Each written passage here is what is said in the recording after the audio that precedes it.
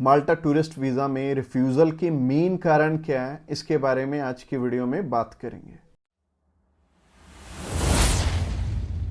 Subscribe कीजिए हमारे इस चैनल को और टूरिस्ट वीज़ा में आने वाले अपडेट्स के बारे में अप टू डेट रहिए। तो जहां तक बात की जाए आज के टाइम में रिफ्यूज़ल्स की, रिफ्यूज़ल रेट बहुत ज़्यादा पीक पे हैं और जैसे कि मैंने बताया 4 बारी अप्लाई करके 5 बारी अप्लाई करके भी लोग बैठे हैं जिनको कि समझ में नहीं आ रहा कि उनका रिफ्यूज़ क्यों हुआ है।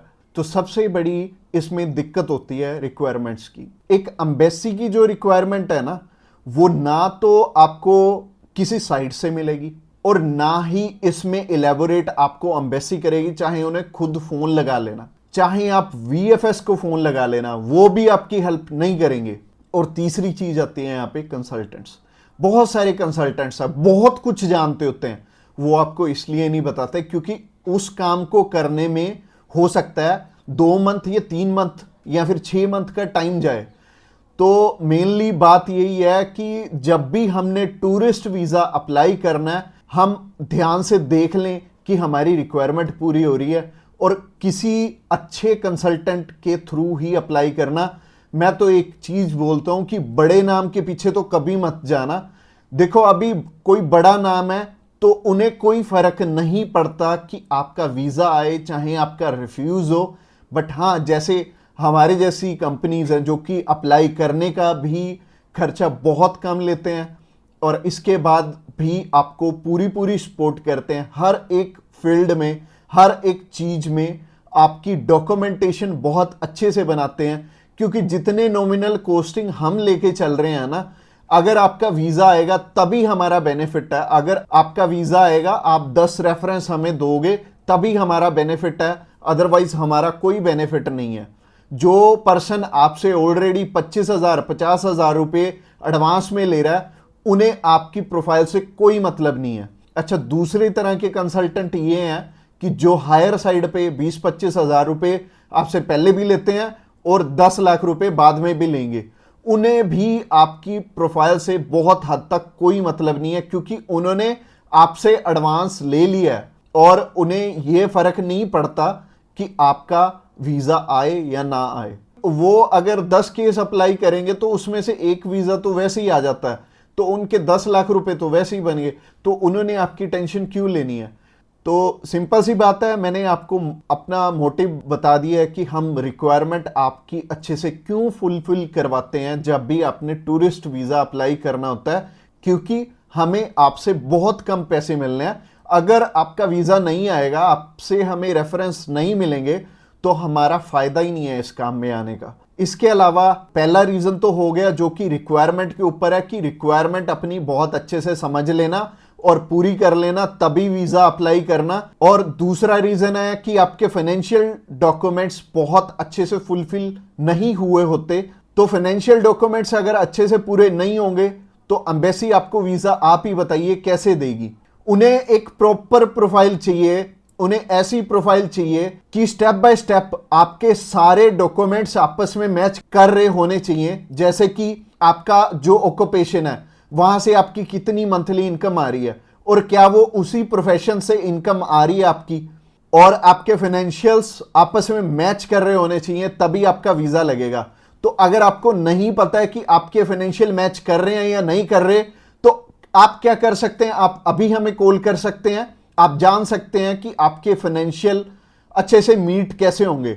और कॉल तो आप इस वीडियो के एंड में ही हमें करना, क्योंकि आगे जो रीजन है वो भी बहुत स्ट्रॉन्ग रीजन है कि आपका वीजा इन इन कारणों से भी हो सकता है। प्रोफाइल का तो मैंने आपको बता दिया कि आप हमें कॉल कर लेना।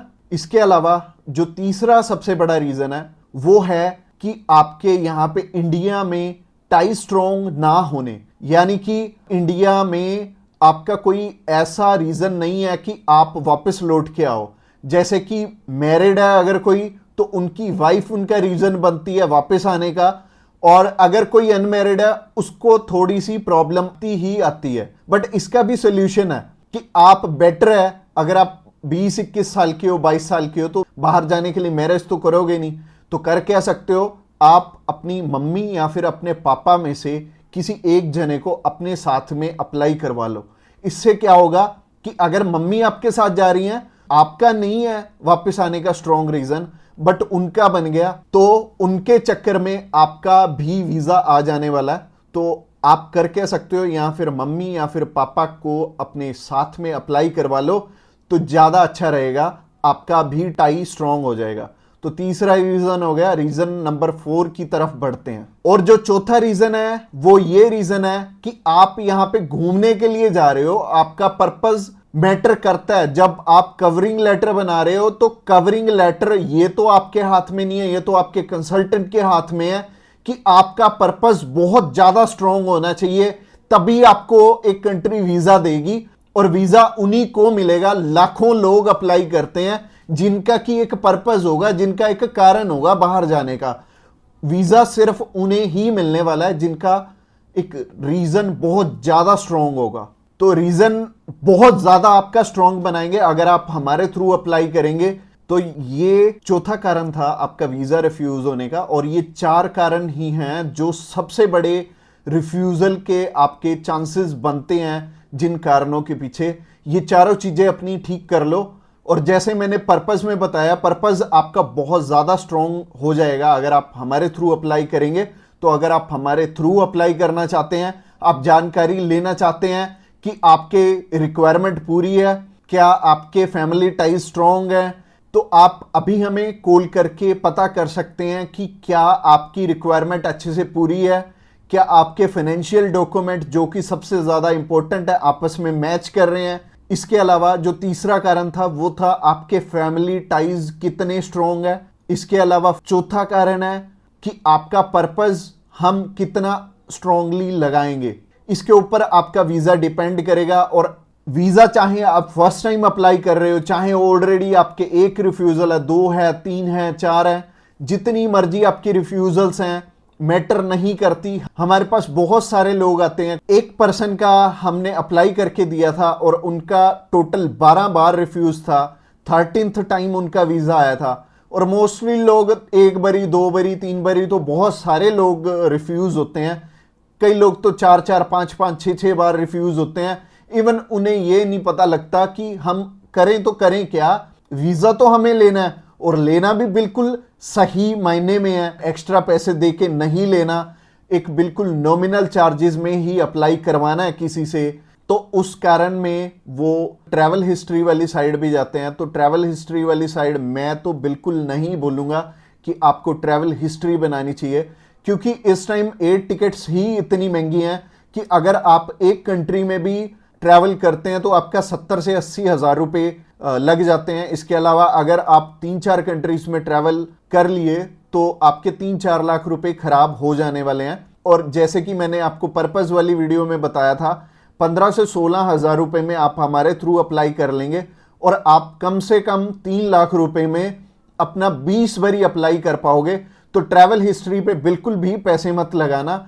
इसके अलावा अगर आप हमें अभी कॉल करना चाहते हो, कॉल कर सकते हो नीचे दिए गए नंबर पे। और इसके अलावा आप हमें व्हाट्सएप पे भी मैसेज कर सकते हो। व्हाट्सएप पे मैसेज करने के लिए डिस्क्रिप्शन बॉक्स में लिंक है, उस लिंक पे क्लिक करते ही आप हमें मैसेज सेंड कर पाएंगे और हम भी आपकी inquiry as soon as possible हम लेने वाले हैं।